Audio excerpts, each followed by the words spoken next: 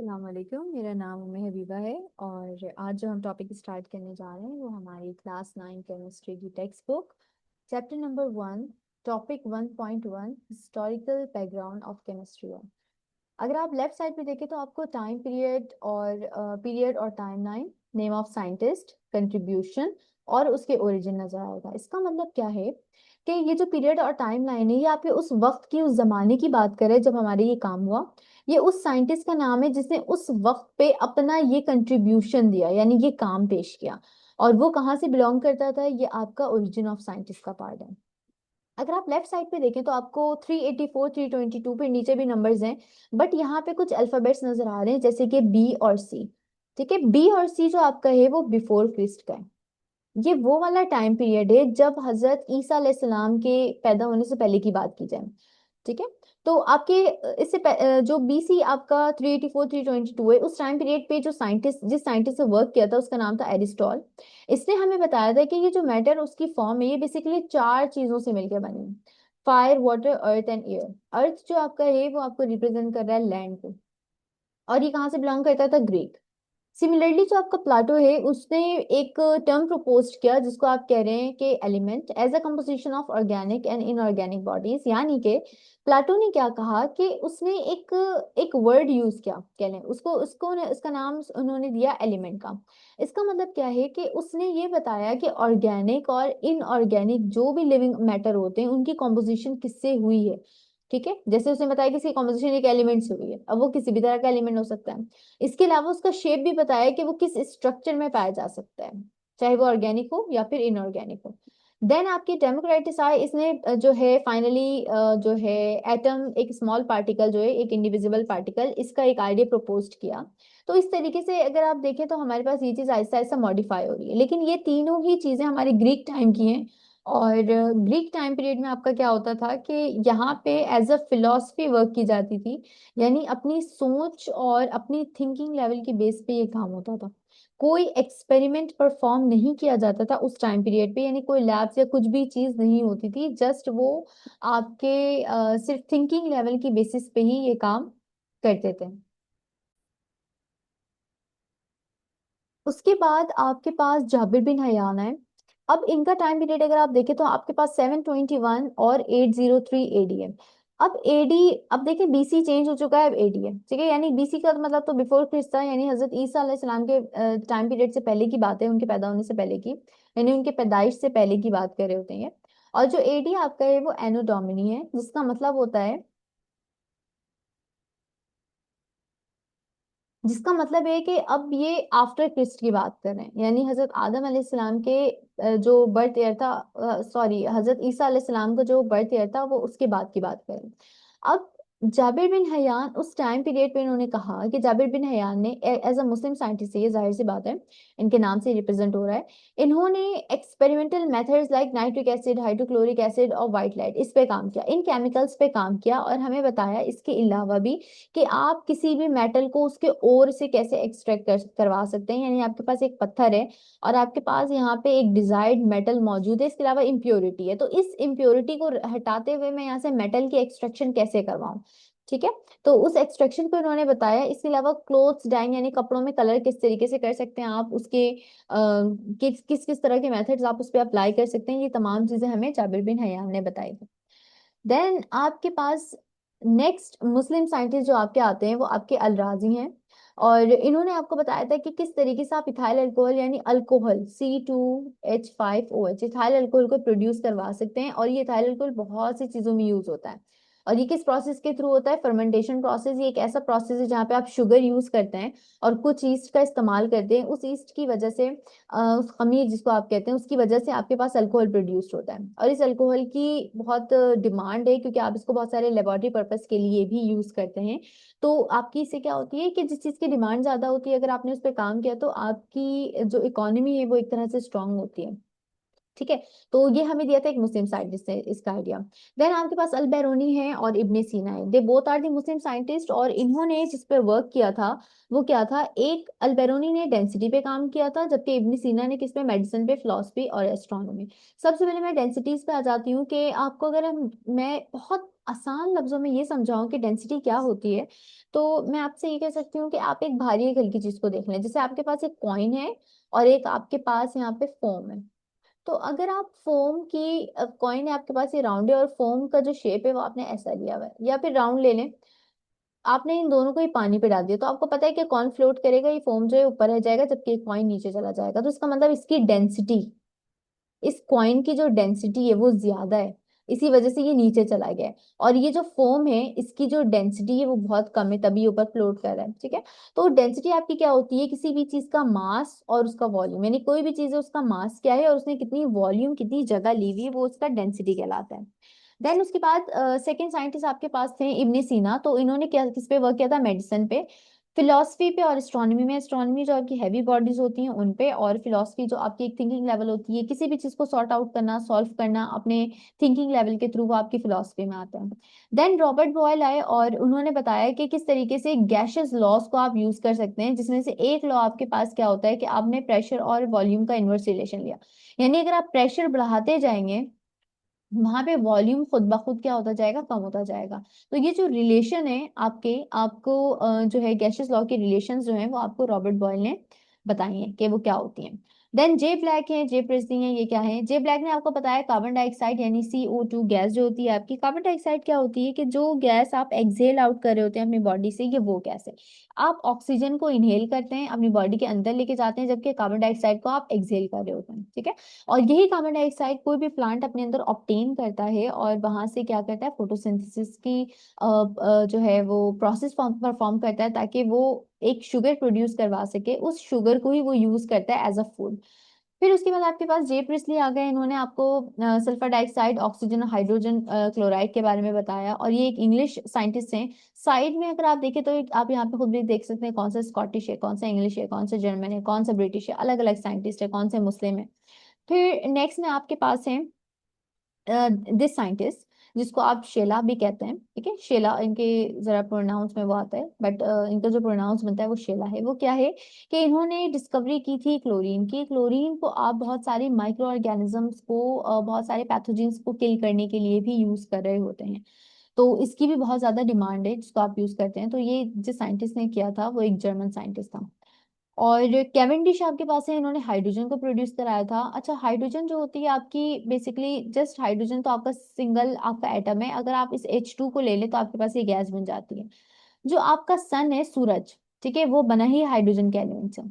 तो सन कितना बड़ा है, उस वो स्टार आप कितना बड़ा कंसिडर करते हैं, वो बना किससे, हाइड्रोजन से। तो आपका इसकी जो है हाइड्रोजन को बॉम्ब बनाने के लिए भी यूज किया जाता है। सबसे सिंपलेस्ट एलिमेंट पूरी केमिस्ट्री में कंसिडर किया जाता है हाइड्रोजन को। उसकी डिस्कवरी की थी कैवेंडिश ने। देन आपके पास लेवॉइजर है। लेवॉइजर ने ऑक्सीजन के बारे में बताया था कि ऑक्सीजन जो है वो एयर, एयर जाहिर सी बात है आपको पता है, एयर जो है मिक्सचर है, ऑक्सीजन का है, नाइट्रोजन का है, कार्बन डाइऑक्साइड का है, इसमें अदर गैसेस भी मौजूद हैं। तो आपके पास ये जो चीजें हैं, ठीक है, अदर अदर गैसेस हैं, इसमें से अगर आप ऑक्सीजन को सिर्फ ले लें तो ये 1/5 पार्ट है एयर का, यानी कि पूरे पार्ट में एक एक हिस्सा है। तो वो आपका जो ऑक्सीजन, उसको डिस्कवर किया था लेवॉइजर ने, और ये एक फ्रेंच साइंटिस्ट था। देन इसके बाद आपके पास साइंटिस्ट आते हैं, गेल उजैक साइंटिस्ट। इन्होंने बताया था discovery of water is composed of two parts, hydrogen and one part of oxygen by volume. Discovered several chemical and physical properties of air and other gases. इन्होंने अलग अलग केमिकल्स की फिजिकल प्रॉपर्टीज, जैसे air, ठीक है, of air यानी air की property बताई। इसके अलावा अदर गैसेस की प्रॉपर्टी बताई कि उनकी प्रॉपर्टी क्या हो सकती है। कुछ केमिकल प्रॉपर्टीज होती हैं जो केमिकली रिएक्ट करती हैं, कुछ फिजिकल प्रॉपर्टीज होती हैं जिसमें से आप कह सकते हैं कि इसकी डेंसिटी क्या हो सकती है। ठीक है, इसको आप सेपरेट आउट करके इसका बॉइलिंग पॉइंट निकाल सकते हैं कि they all are the physical properties. आपके पास इन्होंने कहा वाटर की कंपोजिशन, यानी इन्होंने H2O की कंपोजिशन बताई कि पानी जो हमारे पास बना है वो किससे बना है। तो ये चीज हमें बताई थी इस साइंटिस्ट ने, ये एक फ्रेंच साइंटिस्ट था। देन आपके पास एवोगैड्रोस आते हैं, ये इटालियन है। इन्होंने बताया कि equal volume of gases under the constant temperature and pressure contains equal number of molecule. यानी कि एवोगैड्रोस को आप कुछ इस तरीके से भी कहते हैं कि आपके पास एवोगैड्रोस है वो नंबर ऑफ जो है मॉलिक्यूल्स के बराबर भी होता है। ठीक है, ये जो एवोगैड्रोस आपके पास नंबर है, नंबर ऑफ मॉलिक्यूल के इक्वल भी होता है। यानी कि इन्होंने कहा कि जो हमारे पास एवोगैड्रोस का जो लॉ था, ठीक है, वो बेसिकली आपको क्या बता रहा होता है, equal volume of all gases जो भी आप एक कोई भी आपने गैस उठा लिया, ऑक्सीजन उठा लिया, कार्बन डाइऑक्साइड उठा लिया, उसका इक्वल वॉल्यूम उठाया, जैसे इसका इसका इसका जो आपने उठा लिया वो जो है 2 dm³ उठा लिया, इसका भी आपने उठा लिया 2 dm³, under constant temperature and pressure. चाहे आप यहाँ पे टेम्परेचर और प्रेशर दोनों का वही रखें, जो यहाँ पे रखते हैं आप यहाँ पे भी वही रखें। इनके पास इक्वल नंबर ऑफ मॉलिक्यूल्स होंगे, यानी कि जो जितने मॉलिक्यूल इसके अंदर होंगे, अब मैं सपोज कर रही हूँ कि इसके अंदर कितने मॉलिक्यूल होंगे, 6.02 एक्सपोनेंट 23, ये इसके अंदर मॉलिक्यूल हैं। तो यही मॉलिक्यूल इसके अंदर भी होंगे 6.02 एक्सपोनेंट 23, तो उनके पास सेम नंबर ऑफ मॉलिक्यूल्स होंगे, ये हमें बताया था एवोगैड्रोस ने। ये आगे यूज भी हो रहा होता है आपके ना, किस तरीके से आप आगे यूज करेंगे ये वहां पे भी काम आएगा। और आई थिंक मुझे यहाँ पे एन की जगह वी लगा देना चाहिए तो ज्यादा सुटेबल। देन आपके पास नेक्स्ट साइंटिस्ट आपके पास आते हैं चार्ल्स। इन्होंने बताया था गैशियस लॉ के बारे में, बिल्कुल रॉबर्ट बॉयल की तरह। जैसे कि उन्होंने अगर पी और वी का रिलेशन बताया तो उन्होंने वी और टी का बताया कि जितना ज्यादा वॉल्यूम को इंक्रीज करवाएंगे उतना ही ज्यादा आपको टेम्परेचर वहां पे बढ़ाना पड़ेगा। ये डायरेक्ट रिलेशन जो है एक फ्रेंच साइंटिस्ट ने दिया था, जो कि थे आपके पास चार्ल्स। देन पेटिट आपके पास थे। इन्होंने आपकी क्लासिकल जो एक्सप्रेशन बताई थी, मोलर स्पेसिफिक यानी हीट कैपेसिटी बताई थी सर्टेन एलिमेंट्स की। हर एलिमेंट की अपनी एक कैपेसिटी होती है कि वो कितने अमाउंट ऑफ हीट अपने पास एब्जॉर्ब कर सकता है। यानी ऐसा नहीं होता कि अगर कोई जो है सब्सटेंस 80 डिग्री हीट अपने पास ऑब्टेन कर सकता है तो दूसरा भी वही करे, नहीं, क्या पता वो उससे ज्यादा कर सकता है, क्या पता वो उससे कम अपने अंदर हीट कैपेसिटी जो है रख सकता है। तो हम नहीं कह सकते, हमें इसके लिए एक्सपेरिमेंट करना पड़ेगा। तो ये सबसे पहले हमें फ्रेंच साइंटिस्ट ने बताया था, पेटिट ने। देन बर्जीलियस आपके पास आए। इन्होंने सिंबल, फॉर्मूला, केमिकल इक्वेशन और उसकी पूरी स्टडी जो हम कर रहे होते हैं किसी भी चीज की, तो वो पूरी की पूरी इक्वेशन और फॉर्मूला के थ्रू जो वर्किंग है वो हमारे पास बर्जीलियस ने बताई थी। मेंडलीफ आपके पास आ गए। मेंडलीफ ने क्या किया था, पूरे एलिमेंट जो भी डिस्कवर हो चुके थे उसकी पूरी अरेंजमेंट की थी, जो कि हम कहते हैं पीरियोडिक टेबल जिसको हम कहते हैं। ठीक है। जो पीरियोडिक टेबल है उसका सबसे बड़ा कारनामा जो है, वैसे तो बहुत सारे साइंटिस्ट यहाँ पे थे जिन्होंने इस पे काम किया था, लेकिन जो मेंडली पे इन्होंने सबसे मेन वर्क किया था, जिसकी वजह से इनका अच्छा खासा नाम है, और ये एक रशियन साइंटिस्ट था। देन आपके पास आर्हीनियस आते हैं। इन्होंने क्या किया था, एसिड बेस थ्योरी और आयन डिसोसिएशन पे काम किया था, कि एसिड बेस के बारे में बताया था कि एसिड बेस होता क्या है, किस तरीके से आप किसी चीज में एसिडिटी या बेसिसिटी बता सकते हैं। इसके अलावा आयन डिसोसिएशन यानी कोई भी सब्सटेंस है वो किस तरीके से अपने आयंस में टूट सकता है, ये सबसे पहले आर्हीनियस ने बताया था। ठीक है। जैसे आपके पास HCl है, HCl को जब आप ब्रेक डाउन करेंगे आपके पास H+ बनाएगा, Cl- बनाएगा। तो ये आपके पास जो आयंस में ब्रेक डाउन हुआ है, ये कि साइंटिस्ट ने आपको बताया है, आर्हीनियस ने। फेरेडे आपके पास जो साइंटिस्ट आए थे, इन्होंने इलेक्ट्रोमैग्नेटिज्म, इलेक्ट्रोकेमिस्ट्री पे काम किया था। यानी इन्होंने मैग्नेट को इलेक्ट्रिसिटी पे रखे और केमिकल्स को इलेक्ट्रिसिटी से रिलेट करते हुए स्टडीज की बताई थी, कि किस तरीके से ये आपस में कन्वर्ट हो सकते हैं। ये सबसे पहले हमें ब्रिटिश साइंटिस्ट जो कि फेरेडे थे, इन्होंने इसको रिप्रेजेंट किया था। देन आपके पास जे थॉमसन आए थे। जे थॉमसन ने आपको कहा था कि इलेक्ट्रॉन की डिस्कवरी क्या होती है, यानी कि एटम जो है, सिर्फ एटम एक अकेला स्मॉल पार्टिकल नहीं है, बल्कि जो एटम हमारे पास है वो खुद भी स्मॉल पार्टिकल से मिलके बना है, जिसको आप कहते हैं इलेक्ट्रॉन। ठीक है। इलेक्ट्रॉन की जो डिस्कवरी थी, यानी प्रोटॉन न्यूट्रॉन की नहीं, सिर्फ इलेक्ट्रॉन की, वो जो है जे थॉमसन ने की थी। देन आपके पास नील बोहर थे, रदरफोर्ड और श्रोडिंगर। नील बोहर ने क्या किया था, इन्होंने एक थ्योरी प्रपोज की थी for the hydrogen atom based on quantum theory. यानी इनकी पूरी एक थ्योरी है जिसमें इन्होंने हाइड्रोजन को एज अ रेफरेंस एलिमेंट कह लें, इसको रखते हुए अपना काम पेश किया था, कि किस तरीके से इलेक्ट्रॉन की जंपिंग के बारे में उन्होंने कहा था, कि एक इलेक्ट्रॉन एनर्जी अब्सॉर्ब कर रहा है, वो ऊपर जंप कर रहा है, एनर्जी लॉस कर रहा है। जैसे कि अगर मेरे पास यहाँ पे दो शेल्स में बना दूं, अब वो यहाँ पे ये रिप्रेजेंट कर सकते हैं कि ये एनर्जी इसने गेन की, ये जंप करके ऊपर चला गया। ठीक है। यहाँ पे फिर जब ये वापस अपने शेल पे आएगा तो वही एनर्जी ये एमिट करेगा। तो ये जो पूरी वर्किंग है ये नील बोहर की है। ठीक है। इन्होंने पूरे इस पे वर्क किया था अपने एक, और इसकी बेस पे इन्होंने एक थ्योरी पेश की।